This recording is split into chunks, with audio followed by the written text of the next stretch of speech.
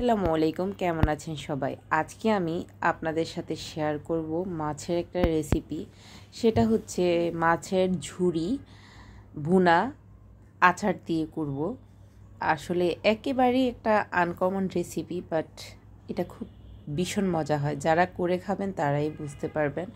যেহেতু আচার দিয়ে আজকের মাছটা রান্না করা হবে, সেই জন্য দিয়ে দিলাম সরিষার তেল, দিয়ে দিলাম প্রথমে শুকনো মরিচ, তারপরে হচ্ছে কাঁচামরিচ, পেঁয়াজ কুচি, সাথে রসুন কুচি দিয়ে দিয়েছি। আর এরই মধ্যে মাছ কিন্তু আমি হলুদ, লবণ, আদা রসুন দিয়ে সেদ্ধ করে কাঁটাগুলোকে বেছে নিয়েছি। আর এখানে একটা মশলা দিচ্ছি, সেটা হচ্ছে মাছের মশলা। মাছের মশলা না থাকলে হলুদ, মরিচ, ধনিয়া, জিরা গুঁড়া, এই তো এগুলো অ্যাড করে দিতে পারেন। মনে হয় আর একটু সরিষার তেল লাগবে, সেই জন্য আর একটু তেল অ্যাড করে দিলাম। এবার একদম চুলার তাপ কমিয়ে কমিয়ে কিন্তু রান্না করতে হবে। চুলার তাপ কমিয়ে কাছে থেকে কিছুক্ষণ পরপর নেড়ে চেড়ে দিতে হবে।